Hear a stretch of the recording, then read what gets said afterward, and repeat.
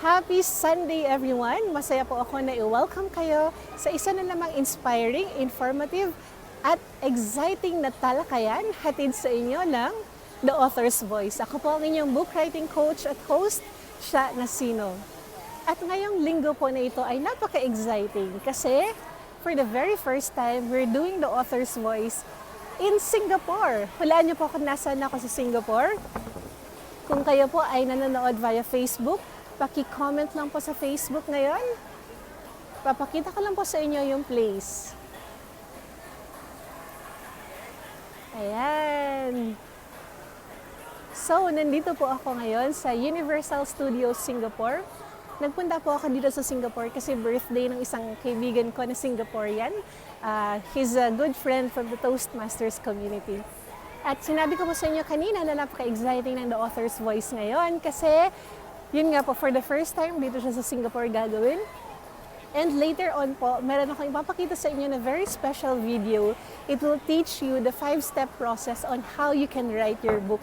So I'm sure marami sa inyo gusto magsulat ng libro and that's the reason why you are tuning into The Author's Voice every Sunday. Kasi po, I know that deep in your heart, there's that little voice telling you need to write a book. And so, dito po sa pamamagitan ng The Author's Voice, ay bibigyan po namin kayo ng inspirasyon, instruction, at mga tips and strategies kung paano niyo po isusulat yung inyong mga libro. Pero bago po yan, gusto ko lang ipakita sa inyo yung dalawa sa mga latest books na sinulat ko, Mission Happiness and Money and Me. Yung Money and Me po, sinulat ko yan dahil na-realize ko kung gaano ka-importante yung financial literacy. So, yung journey ko po as an author, gaya ng nakwento ko the previous Sundays, naging author po ako, not because I planned to become an author, I became an author and it was more of a serendipity. Nabaon na po ako sa credit card debts and at that time I was sick and tired of my job. I started to read books on money, I started to attend seminars at dun po, na-zero out ko yung mga kautangan ko. At nang na-zero out ko po yung kautangan ko, I realized that a lot of people need to hear the message on personal financial management. And that inspired me to write a book on money. And I've written so many books on money. In fact, some of my books are ebooks which you can download for free. Isa po dun ay How to Earn Well on Vacation. At pwede niyo po siyang i-download sa seminarphilippines.com/free-ebook. Again, at seminarphilippines.com/free-ebook. Ito naman pong libro ko na Money and Me, 9 Steps to Turn Around Your Finances and Live the Life You Want. It's all about the 9 steps that you can do so that you can zero out your debt, so that you can move from where you are now to where you want to go. So ano ba talaga yung mga financial goals mo? I-share ko po sa inyo kung ano yung chapters ng libro. Alright? Ito po ay nadi-divide into 3 parts. Part 1 is all about planning. Part 2 is all about doing. And part 3 is all about being. Doon po sa planning, step 1 and 2 dun sa 9 steps natin ay step 1 is define what financial success means to you. So kailangan clear po sa inyo ano yung meaning ng financial success. Okay? So for example, me at that time na I was working, I was doing a job that I didn't like. What financial success meant to me was to be able to reach a point where I could quit my job and pursue my real passion without thinking about money. So that was what financial success meant to me.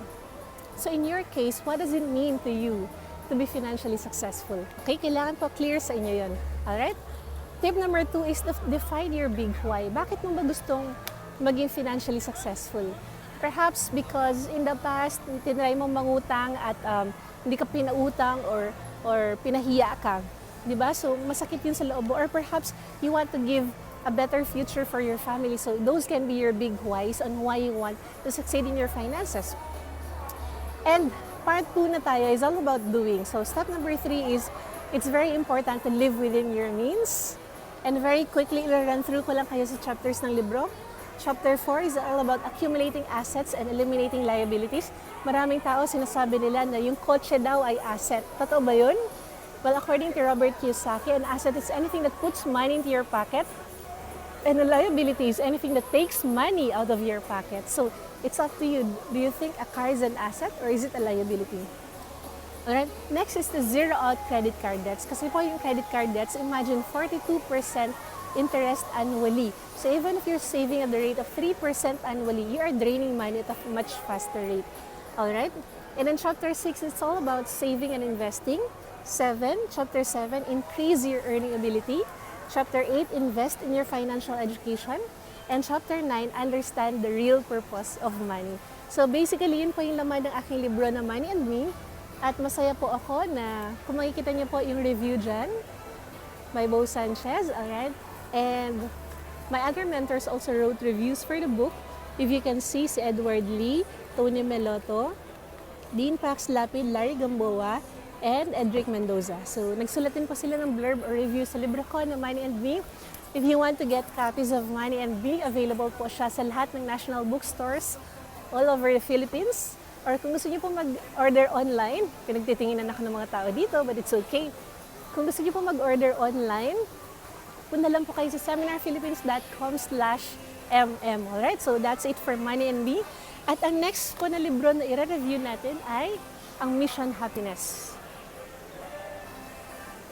Mission Happiness, it's all about the millennials' guide to a happy, inspired, and meaningful life. So, kasi di ba po, minsan, millennials, sino ba yung mga millennials? So, minsan di ba iniisip natin na, bakit nga ba ako nabubuhay sa mundo? Or minsan dumarating tayo sa point na parang hindi na tayo, parang wala ng sense of purpose yung buhay natin. Parang hindi na tayo excited na gumising tuwing umaga. So, bakit ba nangyayari yun? So, i-address yun ng libro. So, it's all about how to be happy, how to be inspired, and how to find meaning in your life. So, I defined who the millennials are, who the happy millennials are. So, happy millennials are purposeful individuals. So, alam nila kung ano yung purpose nila sa buhay. Happy millennials are passionate professionals. Ibig sabihin, yung work na ginagawa nila ay something that they're really passionate about. Alright, number 3, happy millennials are daring dreamers. Alright, 4, happy millennials are gratitude growers. It means, importante sa kanila na maging grateful lagi. Alright? Next is happy millennials are health advocates. Importante sa kanila yung kalusugan nila kasi aanin mo nga naman yung napakadaming pera kung hindi ka naman healthy, di ba? So, nakakalungkot din yun. Next is happy millennials are relationship builders. In life, one of the measures of success is how happy your relationships are.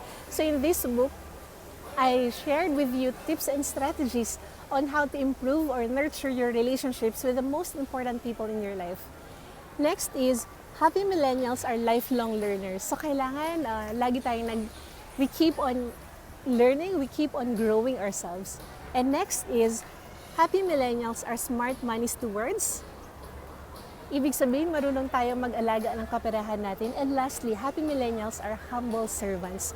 So basically, yun po yung diniscuss ko sa libro na Mission Happiness. And alam niyo, sinulat ko po ito para sa mga millennials, pero na-realize ko, yung mga principles na shinare ko dito ay applicable hindi lang para sa mga millennials, kundi para sa lahat ng mga tao na gustong maging masaya. Binasa ito ng aking kaibigan na senior citizen, tapos sinabi niya, kailangan din daw ng mga kaibigan kong senior citizens. Kasi, of course, it's also important for us to know our purpose in life. It's also important for us to be grateful. It's also important for us to build happy relationships. It's also important for us to be healthy. So this book is applicable to everyone, not just the millennials, but also to the millennials at heart. Alright, so ito po ay isang labor of love na sinulat ko para sa inyo. At kung gusto niyo po magkaroon ng kopya, magiging available po ito soon sa bookstores. But in the meantime, pwede po kayo mag-order online at ipapadala po sa inyo, ipapadeliver sa inyo any point in the Philippines.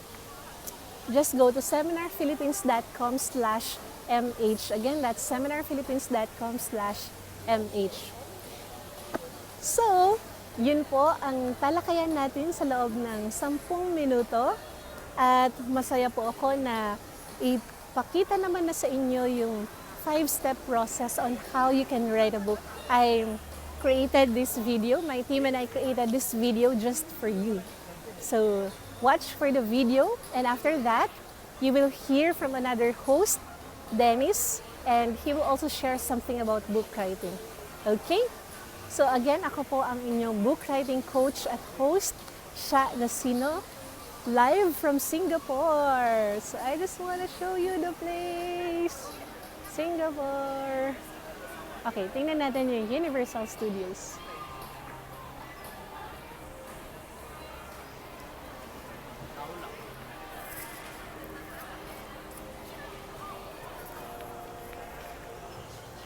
Alright, so I wish you success and happiness. God bless.